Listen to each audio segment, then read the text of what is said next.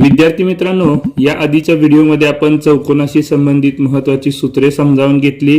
त्याचप्रमाणे चौकोनाच्या क्षेत्रफळांवर आधारित काही उदाहरणांमधील स्तर 1 समजावून घेतलेला आहे। आता या व्हिडिओमध्ये आपण स्तर 2 मध्ये अतिशय महत्त्वाची 10 उदाहरणे समजावून घेणार आहोत। खूपदा यावर आधारित प्रश्न परीक्षेला विचारण्यात आलेले आहेत, त्यामुळे काळजीपूर्वक याचा अभ्यास करायचा आहे। चला तर मग सुरू करूया। उदाहरण क्रमांक 1, एका चौरसाची परिमिती 48 सेमी असेल तर त्या चौरसाचे क्षेत्रफळ किती? परिमिती दिलेली आहे आणि क्षेत्रफळ काढायचं आहे। सगळ्यात पहिली गोष्ट की चौरसाच्या क्षेत्रफळाचे सूत्र आपल्याला माहित आहे का?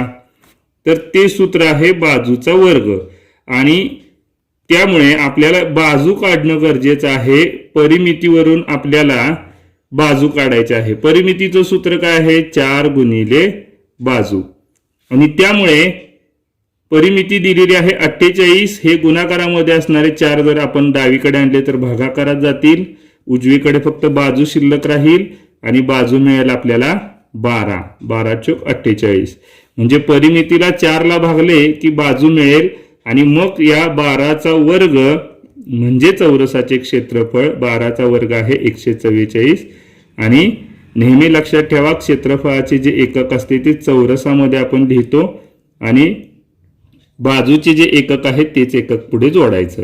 हे झाले उदाहरण क्रमांक 1। दुसरा प्रश्न पहा, 5 मीटर गुणिले 20 सेंटीमीटर बरोबर किती चौरस सेंटीमीटर?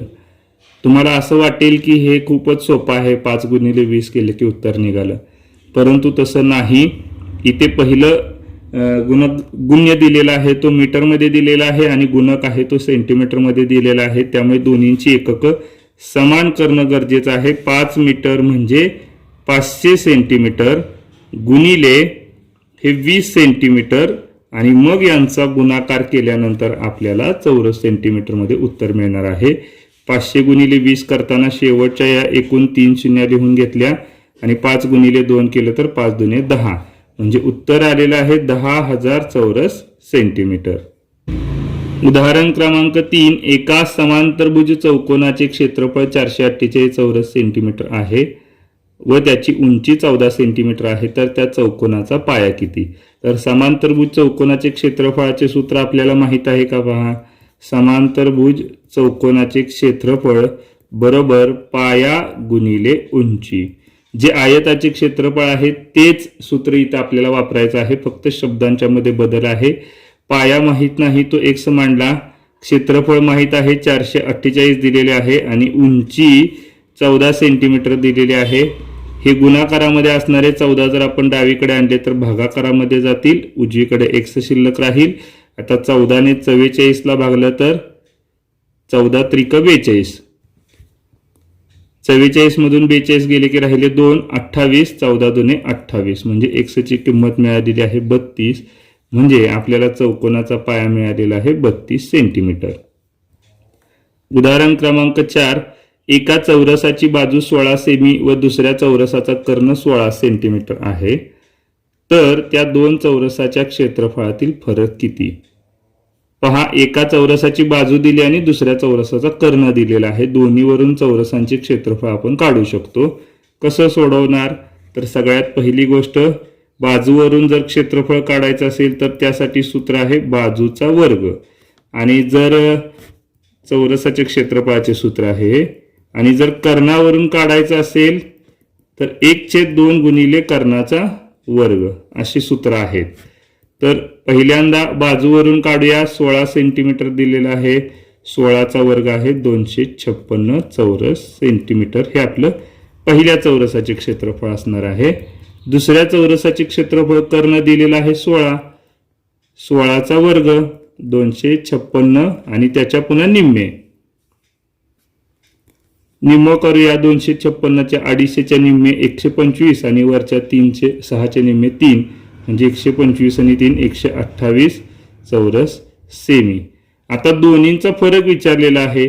228च्या बरोबर निम्मे आहे 128, त्यामुळे 256 वजा 128 केलं तरी उत्तर येणार आहे 128।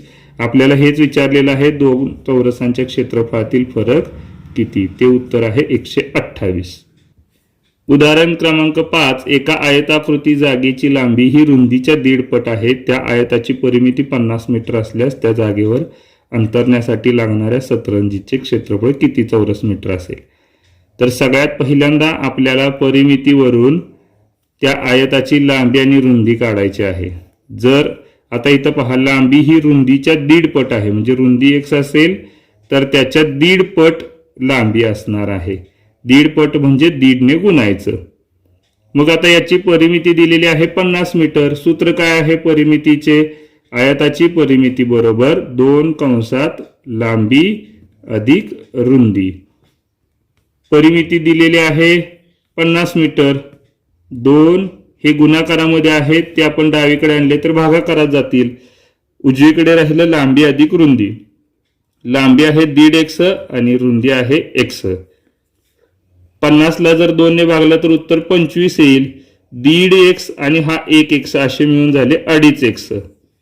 हे गुणाकारातील 2.5x जर 2.5 आपण जर डावीकडे आणले तर ते भागाकारामध्ये जातील. उजवीकडे राहील x. आणि दशांश तळ घालवण्यासाठी वर 1 शून्य वाढवला आणि खाली 1 दशांश चिन्ह पुढे ढकललं, 1 दशांश तळ घर. आणि मग आपण 25 ने 250 ला भागलं तर x ची किंमत मिळणार आहे 10. x म्हणजे काय आहे? रुंदी आहे. पहा, ती मिळालेली आहे 10 आणि त्याच्या 1.5 पट. मग 10 ची 1.5 पट म्हणजे काय? तर 1 आणि अर्धा पट. तर 10 आणि त्याच्या अर्ध 5 म्हणजे 15 असणार आहे लांबी. आता सतरंजीचे क्षेत्रफळ काढायचे आहे, म्हणजेच लांबी गुणिले रुंदी. हे सूत्र आहे क्षेत्रफळाचे. तर L म्हणजे आता आपण 15 काढलेला आहे, B म्हणजे 10 काढलेला आहे. दोन्हींचा गुणाकार होईल 150 चौरस मीटर. मीटरमध्येच दिलेला आहे का? पहा, बरोबर आहे. याचं उत्तर आपल्याला 150 उत्तर मिळालेलं आहे. प्रश्न क्रमांक 6, एका प्रेक्षागृहाची लांबी 250 मीटर व रुंदी 80 मीटर आहे. त्या 10 मीटर लांबी व 10 मीटर रुंदी असणाऱ्या फरशा बसवायच्या आहेत, तर एकूण किती फरशा बसतील? तर अशा पद्धतीचे प्रश्न खूपदा परीक्षेला विचारण्यात आलेले आहेत. जेव्हा एखाद्या हॉलचं आपल्याला लांबी रुंदी दिली जाते आणि पुन्हा त्याच्यामध्ये फरशीची लांबी रुंदी दिली जाते, तेव्हा नेहमी एक लक्षात ठेवा, जर ही एकूण संख्या काढायची असेल तर त्यासाठी एक सूत्र आहे की आधी पूर्ण खोलीचे क्षेत्रफळ काढायचं. खोली म्हणजे प्रेक्षागृह दिलेलं आहे आता इथे, त्या खोलीचे क्षेत्रफळ भागिले फरशीचे क्षेत्रफळ. इतकं सोपं आहे. खोलीचे क्षेत्रफळ म्हणजे लांबी गुणिले रुंदी 250 गुणिले 80 भागिले फरशीचे क्षेत्रफळ म्हणजे 10 गुणिले 10. चौरस आकार फरशी आहे. शून्याला शून्य गेला, शून्याला शून्य गेला म्हणजे राहिले 25 8 200. किती सोपं आहे पहा बरं. 200 फरशा एकूण त्या खोलीसाठी लागणार आहेत. उदाहरण क्रमांक 7, 40 मीटर लांबी व 30 मीटर रुंद अशा आयताकृती बागेच्या बाहेरील बाजूला लागून 2.5 मीटर रुंदीचा पायरस्ता तयार केला, तर त्या पायरस्त्याचे क्षेत्रफळ किती चौरस मीटर येईल? हा प्रश्न देखील महत्वाचा आहे.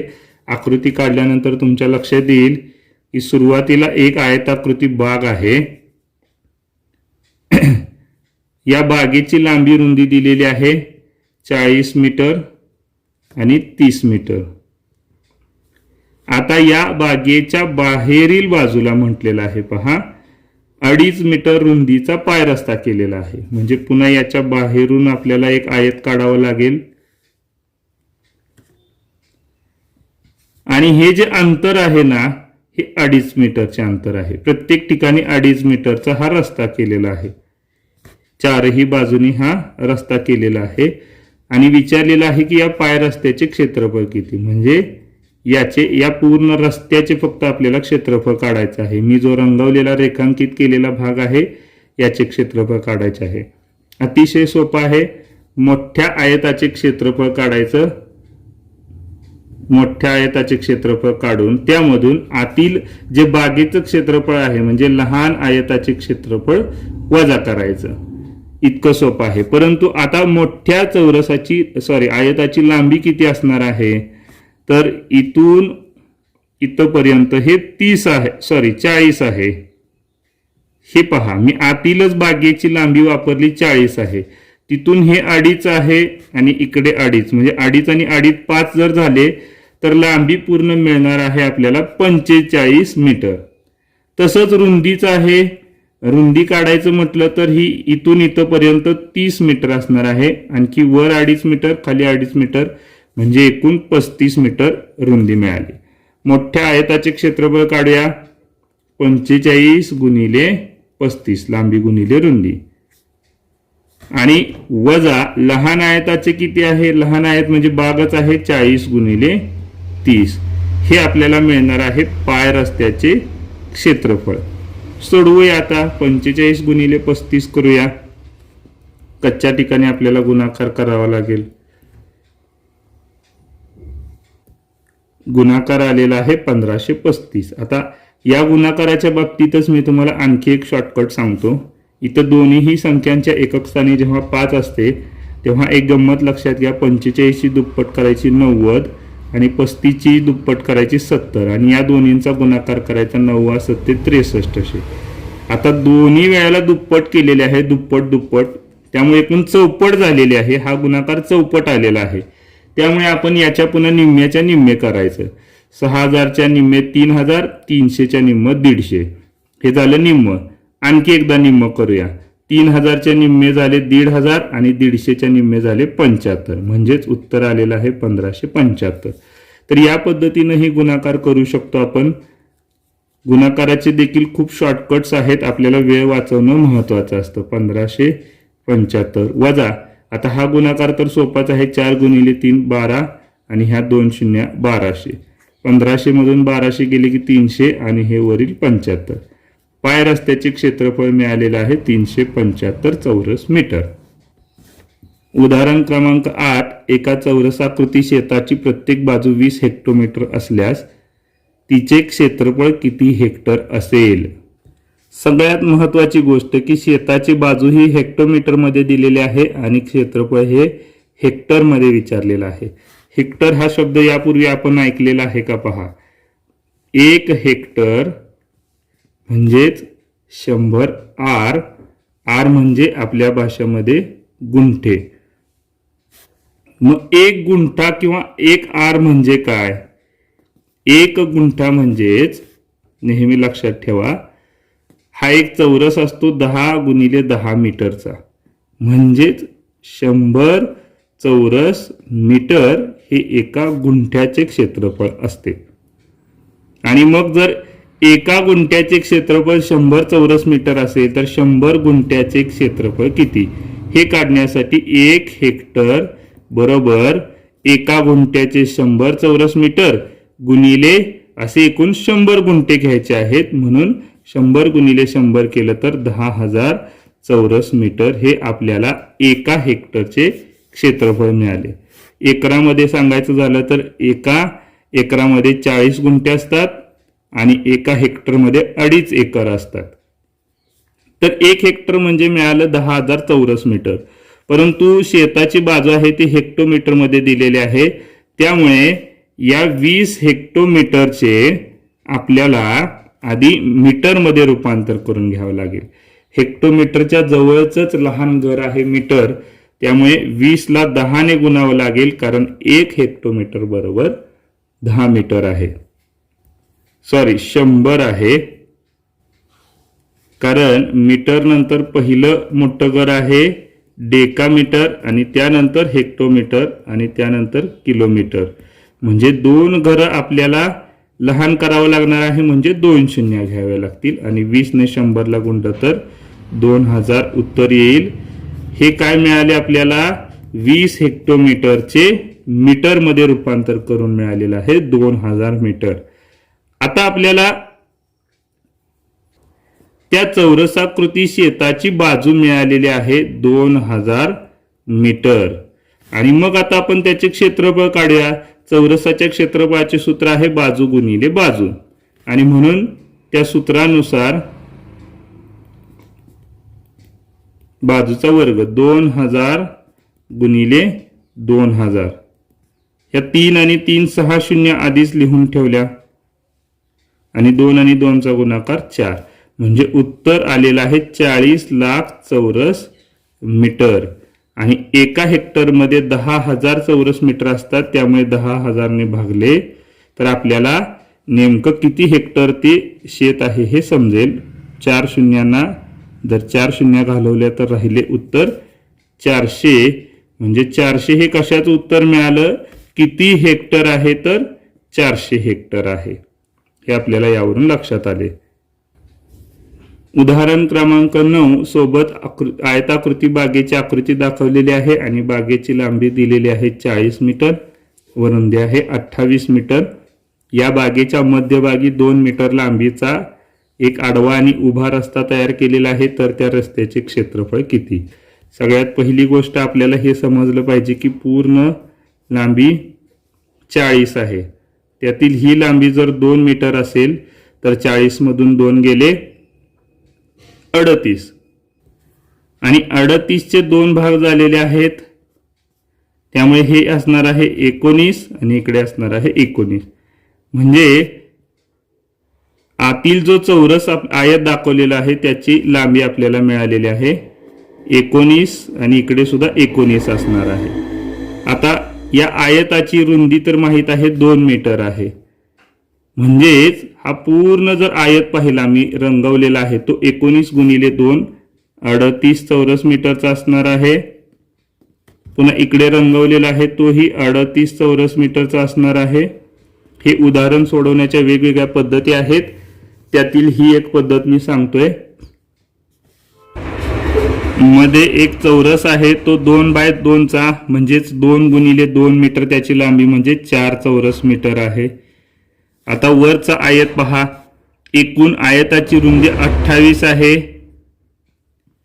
त्यातील ही मधली बाजू 2 गेली तर राहिले 26. 26 मधील वरची बाजू 13 असणार आहे, खालची बाजू 13 असणार आहे. 13 2 13 म्हणजे एकूण 28 झाले. म्हणजे हा जो आतील आयत आहे आपण वेगळ्या रंगाने घेऊया,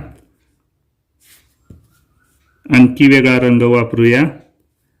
हा जो आतील पिवळा रंग घेऊया. आतील हा जो आयत आहे याची लांबी असणार आहे 13 गुणिले 2. 13 गुणिले 2 13 दुने 26 आणि पुन्हा खाली असणाऱ्या आयताचे 26. म्हणजे ह्या दोन आयतांमुळे 26 26 असे 2 वेळा घ्यायला लागतील. सगळ्यांची बेरीज करूया म्हणजे रस्त्याचे क्षेत्रफळ मिळेल 26 आणि 4 30, 30 आणि 26 56 आणि हे 38 38. 56 अधिक 38 38 म्हणजे 40 आणि 40 80 वजा 4 76. 6 आणि 6 12, 5 आणि 7 12 आणि 1 13. 132 चौरस मीटर हे पूर्ण रस्त्याचे क्षेत्रफळ मिळाले. आता ही एक पद्धत आहे. दुसरी पद्धत आहे ना ती आता समजावून घेऊया. दुसऱ्या पद्धतीमध्ये या पूर्ण आडव्या रस्त्याचे क्षेत्रफळ काढायचे. मी बाणाने दाखवतो. हा जो पूर्ण आडवा रस्ता दाखवलेला आहे याचे क्षेत्रफळ काढायचे. पुन्हा हा पूर्ण उभा रस्ता आहे त्याचे क्षेत्रफळ काढायचे. आडव्या रस्त्याची लांबी आपल्याला जी आधी दिलेली आहे बागेची आहे तीच रस्त्याची असणार आहे म्हणजे 40. 40 गुणिले 2 करून आडव्या रस्त्याचं मिळेल आणि 28 गुणिले 2 करून उभ्या रस्त्याचं मिळेल आणि दोन्हींची बेरीज केली की रस्त्याचे क्षेत्रफळ मिळेल. पण इथे एक गंमत आहे की मध्ये असणारा हा जो चौरस आहे तो दोन्ही वेळेला पकडला गेला, आडव्या रस्त्या वेळेला पण आणि उभ्या रस्त्या वेळेला पण. आणि ते बऱ्याचदा मुलांच्या लक्षात राहत नाही आणि त्यामुळे मुलं या पद्धतीमध्ये चुकवू शकतात. या पद्धतीत वेळ कमी लागतो, अगदी कमी वेळात तुम्ही सोडवू शकता. पण ही जर चूक झाली तुमच्यातून तर मग वेळ गेलेल्याचा फायदा होत नाही. म्हणून ही पण पद्धत आपण वापरू शकतो. शेवटचा प्रश्न क्रमांक 10. एका समलंब चौकोनाचे समांतर बाजू आहेत अनुक्रमे 16 सेंटीमीटर व 20 सेंटीमीटर व त्याचे क्षेत्रफळ 144 सेंटीमीटर आहे, तर समांतर बाजूमधील लंबांतर किती. तर सुरुवातीला आपल्याला समलंब चौकोनाचे क्षेत्रफळ माहित असणं गरजेचं आहे. समलंब चौकोनाचे क्षेत्रफळ आहे 1/2 गुणिले समांतर बाजूंची बेरीज गुणिले लंबांतर. तर 1/2 गुणिले समांतर बाजूंची बेरीज म्हणजे त्या किती दिलेल्या आहेत 16 आणि 20. किती येईल बेरीज 36. आणि गुणिले लंबांतर आपल्याला माहीत नाही ते तर आपल्याला काढायचं आहे ते x मांडले आणि समलंब चौकोनाचे क्षेत्रफळ दिलेलं आहे 144. 36च्या निम्मे करायचं 1/2 ने 36 ला गुणायचं म्हणजे 36च्या निम्मे आले 18 आणि हे गुणाकारातील 18 आहे ते जर डावीकडे आणले तर भागाकारामध्ये जातील, उजवीकडे राहील फक्त x. आता 144 आणि 18चा भागाकार करूया. 18 8 144 म्हणजे उत्तर आलेलं आहे लंबांतर 8 सेंटीमीटर.